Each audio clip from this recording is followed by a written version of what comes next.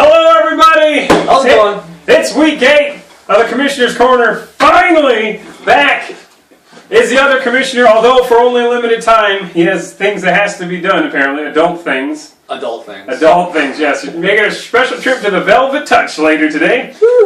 Week 8 is in the books, Richard. It's pretty crazy. Were you paying attention to what happened this week? I haven't been because my team's been pretty horrible this year. Your team has to remember to speak up. I don't know if they can hear you. Oh, fuck those. Your team is horrible, is what he said, actually. Well, as you know, there was a big battle between brother versus brother. Mm-hmm. You know what I'm talking about? That was last week, I thought. Well, last week, week 7. Yeah. They versus Luke. Oh, I didn't know TDs about and that beer one. versus... What the hell? I thought you were talking You about... don't show up to these podcasts? You don't watch the podcast? What good are you? I thought you were talking about William Shatner facing No, the Texas there was Tacos brother Niners. versus brother 2 weeks ago, but neither of your teams are relevant. Whereas the number 1 team in the nation faced off against his own brother-in-law. The worst team in the nation? The worst team in the nation. Although since the government strike has happened, he is now, well, we'll see. He was 1-0. We'll see if he'll be 2-0. So what happened? We'll find out. Also, big upset, potential alert. The Tallahassee Thundercats threw out the super lineup against the unbeaten Dublin Drunks. Who won that? Who won the rivalry game with the family matchup? We'll find out as we get it going.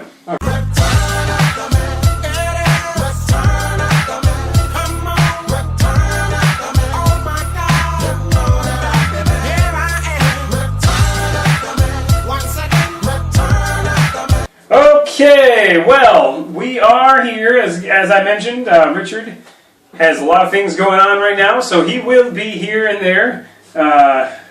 We didn't have time to shoot the entire segment with him today, so we only did part of it. He'll be back in a little bit. So week 7 rather, is in the books. It was a very exciting week. We had a lot of big time games. Dublin versus Tallahassee, and Tallahassee brought the wood, as you can probably tell by the opening line graphic there.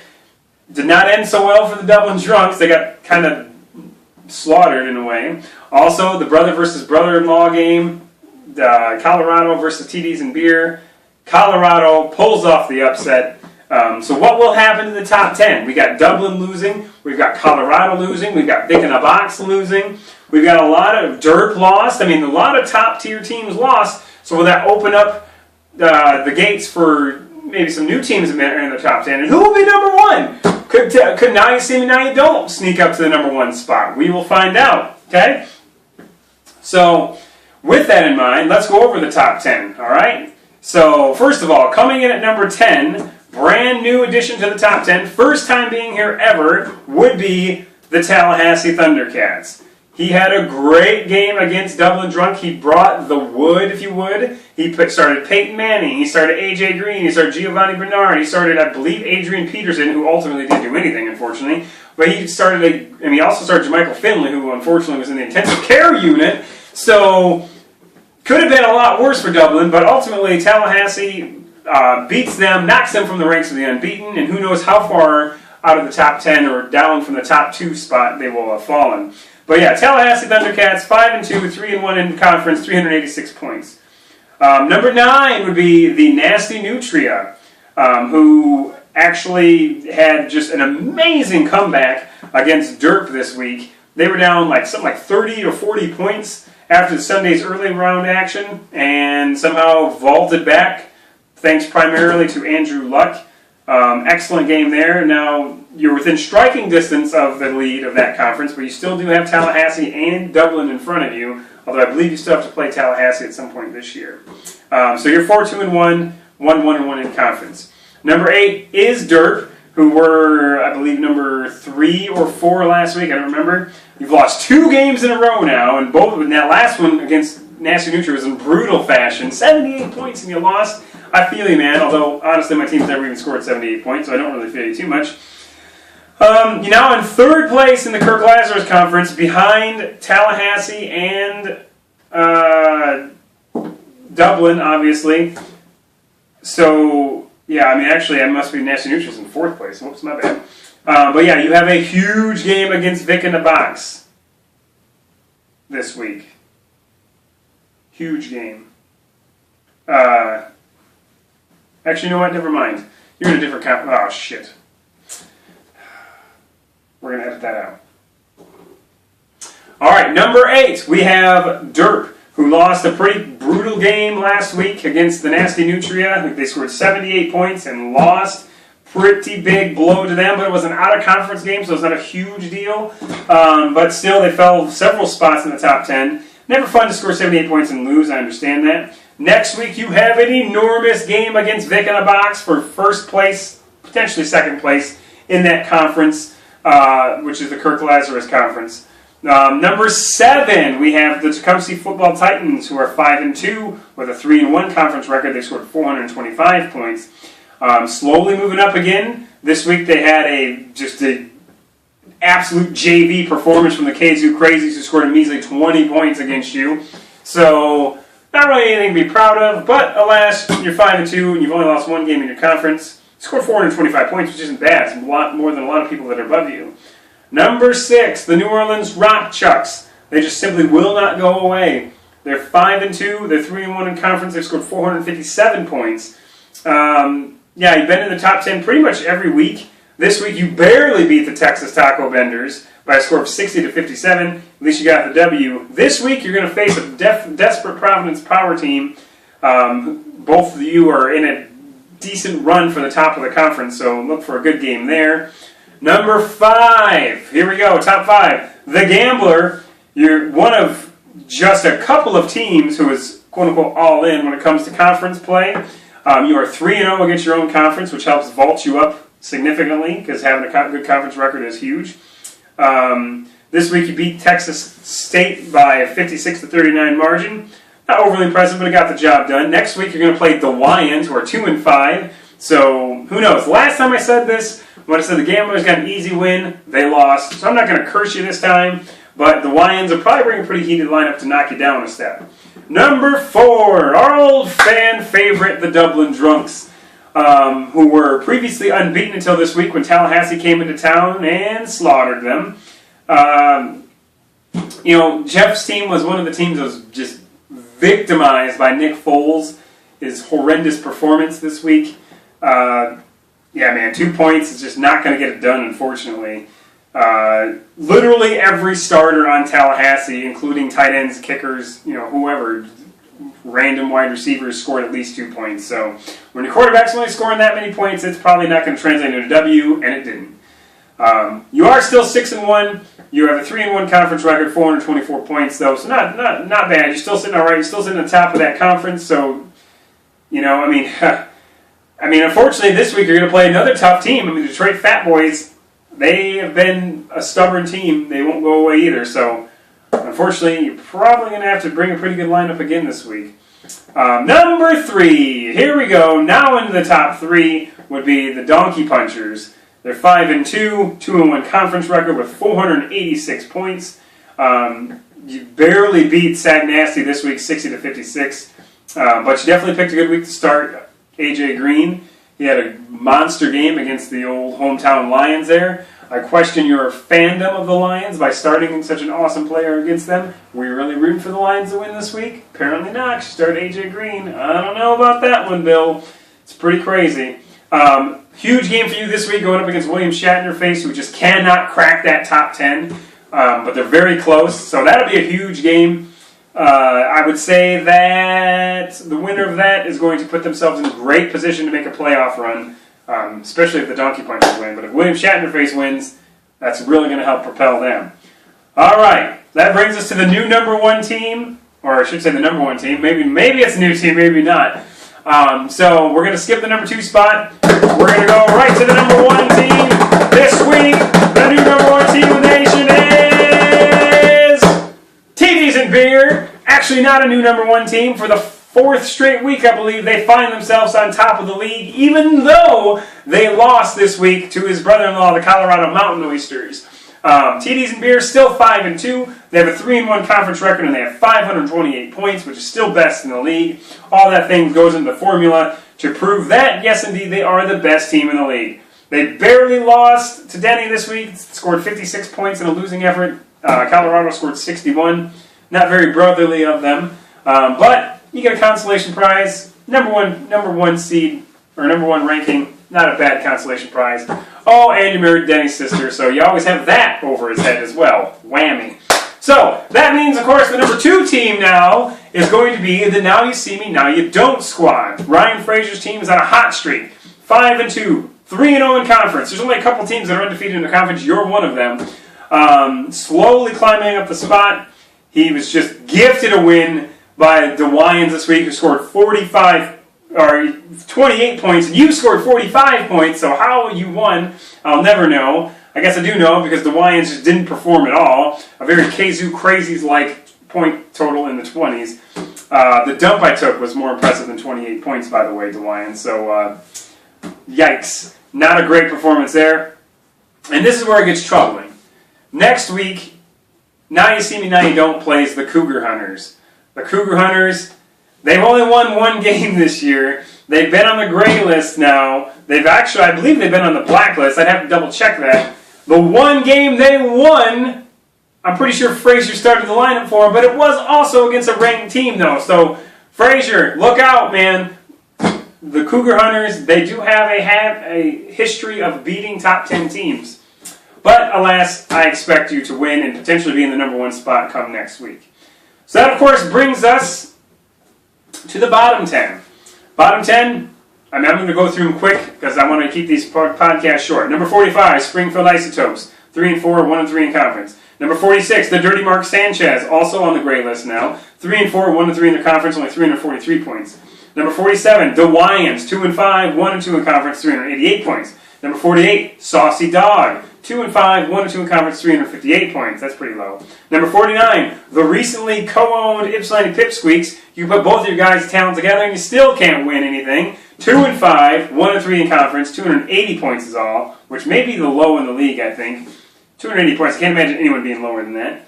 Number 50, Julie's Gems. You were on a hot streak for a little bit. Now you're cooling back down. 2-5, 1-3 in conference, 369 points.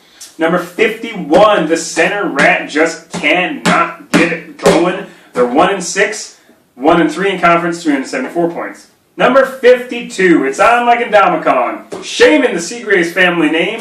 They are 2-5, but they're 0-3 in their conference, which is just brutal. 347 points. I try to tell her, hey, you need some advice? Talk to me. I'm like a 40-time finalist. Only 2-time champion, however. 347 points, useless. Number 53, speaking of useless, good old Brandon Roy's knees. My co-host comes on here, acts like he's awesome, people love the show, and then he lays an egg by, oh, what's that? He didn't submit a lineup this week? Yeah, ultimate embarrassment. Not submitting a lineup after being a co-host. Ugh. You got what you deserve. Jay Cutler got started and then got hurt. I loved it. 1-6, 1-3 in conference, 331 points. And the number 54 team, now Cougar Hunters, 1-6, 0-3 in conference, 343 points is all. Useless. And he's playing the number 2 team in the league this week. So number 54 versus number 2. Frazier, the pressure is all on you. The Cougar Hunters are playing with house money. So, we'll see what happens, I guess. I don't know. All I know is that the dude had better start a lineup this week. So, yeah. So, that's that. Now, we're going to segue into my magical abilities here. And boom! There he is! Okay, so we brought him in via magical powers to do our special segment, The Return of Inside the Numbers, which was we came back last week. Of course, you apparently didn't watch the podcast like we missed it. And also, real quick, let me just note on the last week's fiasco. Etta James, at last, is copywritten. So last week's podcast was unable to be watched on mobile devices. Hopefully this one will be able to watch, because I've already done the magic, I've already done the research.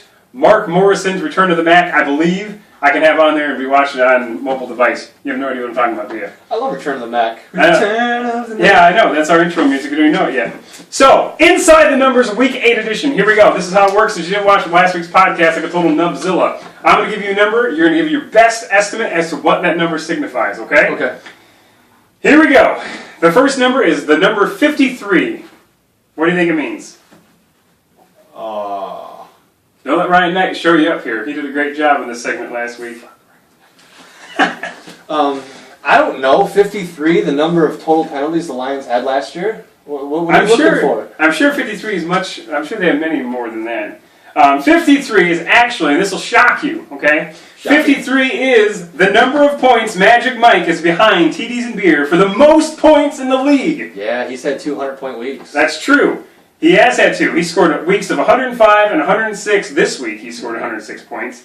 And that could mean that Magic Mike Plate, after just an abysmal Richard Perez-esque start, he is making his way up to the top spot. What do you think about that?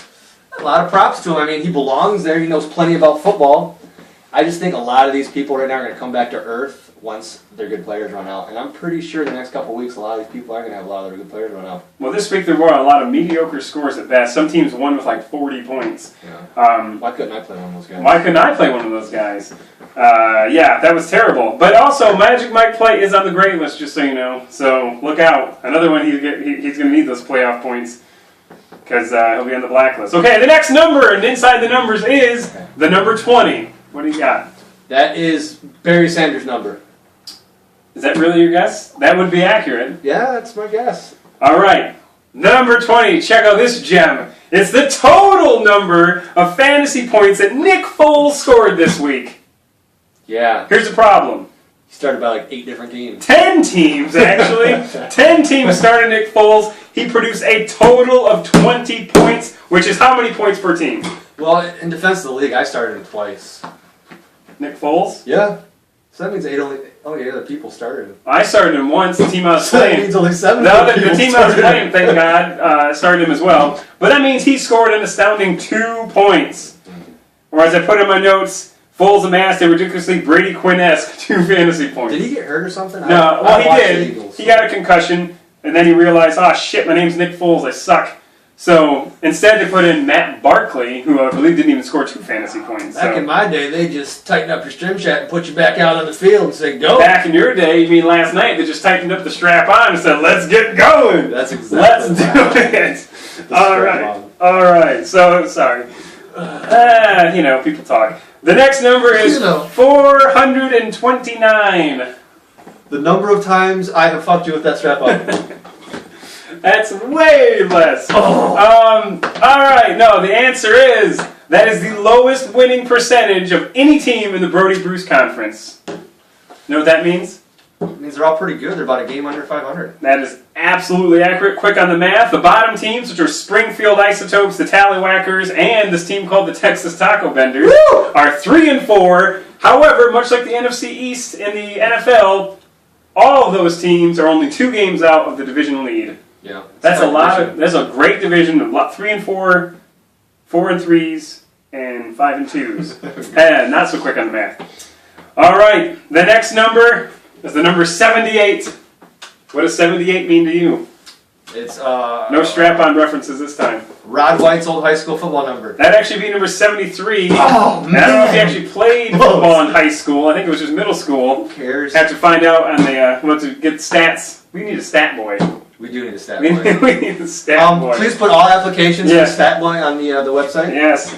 78 is actually the number of points that Dirt scored this week in a losing effort to the Nasty Nutria. 78 points and lost when half the league scored 50 points or less and won. That's brutal. He would really like to play one of those 40-point teams. He would have liked to play, yeah, no kidding. The team that he lost to was Nasty Nutria. Interesting fact on that, that game was actually like 78-40, I believe, after like the first round of games. Then Andrew Luck came and just destroyed everything. Way to go, Nasty Nutria. Okay. And finally, the last number for Inside the Numbers is the number 28. 28. I gotta get one of these right. We got 20 being Barry Sanders' number, right? Technically. Technically, yeah. And 429 times the strap on. So, yes, take your kids away from this podcast, please. I'll let them watch it. 28. Half the teams in the league? That would actually be wrong. I thought there was 56. 27 would be half the teams in the league. 28 teams would be 56 teams. No, 28 is the number of rushing yards Adrian Peterson amassed this week. Yeah, he did. So a lot of teams started him this week, and he did nothing, including my wife's team, which is fine because I root against her all the time. Me too. So yeah, I know. So 28 yards, not 28 points, the number of rushing yards Adrian Peterson had this week. One of his lowest totals in history, by the way. It's the lowest rushing total in like 4 years or something like that. I just made that number up. Again, we need a stat boy. So that's Inside the Numbers. Pretty quick this week because Richard here is on a time restraint. A couple things, another thing I want to go over are the games to watch in Week 8. I want your input on this. Who do you think will win each one? Okay. In what is probably the game of the week, it's an out-of-conference game here. The number 10... Oh, wait. Dang it. Oh, yeah, we will have already gone over this by the time we do this. No, whatever. The number 10 Tallahassee Thundercats travel into Tecumseh to face the number 7 Tecumseh Titans. Tecumseh is first place in the Kirk-Lazarus Conference. Tallahassee, fresh off their victory over the Dublin Drunks, is now in second place in the Lebowski Conference. This is a clash of the, no pun intended, Titans. What do you think? Who you got winning that game? Tallahassee just had a big victory. Will they? My win's going to go to Rodney White and the Tecumseh Titans just for the fact that I don't know if Joel's going to be able to set a lineup out in Haiti. Joel, yeah, excellent point. But Joel has gotten a hold of me and said that he will email me his lineup. Okay. He does not want to fall victim to the randomizer, who can be pretty brutal. Sorry if whoever got DeMarco Murray. He wasn't even listed as questionable. That's how the randomizer works. If you're questionable or worse, you do not get started. He was not listed as questionable. He just decided to be a vagina. Anyway, so another big game in the Kirk-Lazarus Conference, which again is very close as well. We have formerly in the top 10, Vic in the Box. This is one of those weird things where the formula shakes up BCS style. It doesn't make a lot of sense. Vic in the Box, 5-2, is actually leading the Kirk-Lazarus Conference. They're going up against number 8, Derp, who's 4-3, has a higher ranking but a lower conference standing based on points. So they're both in the conference. This is actually kind of for first, second, or third in that conference. Who do you got winning that one? Derp is going to be pissed after losing with 78 points last week, I feel. But let's keep the train rolling and watch them get real mad. Let's go with the other team. Oh, we're going Vic in the Box. Yeah. Vic in the Box, 5-2. If they win that one, they will be in great shape, okay? All right, so another game to watch. We had a lot of games to watch this week. Moose Knuckles, who is... I know how you love Moose Knuckles. I love him. Moose Knuckles versus Brandon Roy's Knees, who is now back in 53rd spot out of 54 teams. He's doing good. Yeah, he was. He climbed up to 51 there. So they're friend versus friend, referral versus referee. I don't know what the word is. Just an interesting thing, because, I mean, Ryan Knight doesn't have a lot of friends, so when we have the... It's not a very nice thing to say. It's the truth, I'm sorry. Hey, do I look like a guy who'd lie? No. You know? So this brings up some highlight. This is a highlighted match of the week because it is him referring his friend here. Moose Knuckles versus Brandon Roy's Knees. Will Brandon Roy's Knees finally win again? What do you think? No. No? Probably not. What's your insight on this? Any insight at all? Oh, You're just feeling man. I'm just feeling it, I guess. Yeah, I'm feeling it, Evil. Yeah? Both your hands are on the table. You're sure you're not feeling anything No, else down there? I feel like I'm in Green Bay right now. Yeah, it is pretty cold up here. It's true. Freezing. And then, okay, another game to watch. Nasty Nutria, who is also number 9, as we know. They've snuck into the top 10 again. Facing their cousin, the Broskis, who at one point was one of the most dominant teams in the league. Now he's just a shell of himself. What do you got in that one? Any particular reason behind it? Can't root for Sarah, so I gotta go with the Broskis. Broskis, where you at, bud? You were so good, and you've lost 4 straight games. Bring the heat! Take Sarah down! Although Sarah is bringing me the Temple of the Dog album this weekend, so I'm kind of rooting for her in that regard. You're rooting for the album or for her? I'm rooting for her because she's being nice and bringing me a copy of the Temple of the Dog album, which I've somehow misplaced digitally. How the hell does that happen? I don't know how you digitally lose something. And then the final game of the week, which is an absolutely enormous one. Your brother, William Shatner-Face, who just cannot break the top 10. Very close. I think he's like 14 this week. Going off against the number 3 team in the nation, the Donkey Punchers. Huge game in the Brody Bruce Conference again. Who are you rooting for? Who you got? Seeing how they're both ahead of me, I'm hoping for a tie. So that way, nobody really gains any ground. That's very selfish of you. I'm calling a tie. Calling a tie. Wow, that's ballsy. So, yeah, all right. I'm personally, I got to root for William Shatner-Face because I think I'm in that conference with one of my teams, and I got to have the Donkey Punchers lose. We love you, Bill Green, but yeah. So, so what else you got? That's it for games to watch in Week 8. Do you have anything that you'd like to add since you've been gone for so long? I'm back. We've established this. Oh, that's all I mean, really. You know, I might have that new prototype iPhone with a holographic projector, but no, you look pretty damn real. I know. We know you're here. Anything else? No, just when you cut and edit that, make like smoke come up. I can't do that. I use Windows Movie Maker. Jeff, you're supposed to bring me that good software. Where are you at, buddy? Well, I guess that's it for this week's Commissioner's Corner. Cassandra's babysitting, but I don't know what that screaming is. Sounds like an animal. It might be an animal. Yeah. All right, man. Well, hey, you enjoy going to find your car, and I will. Enjoy that strap on. Yes, I will. We will see you next week.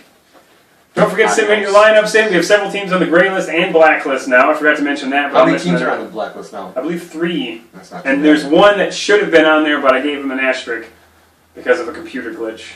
So, man, what are you going to do? All right. Adios. You guys have a good one.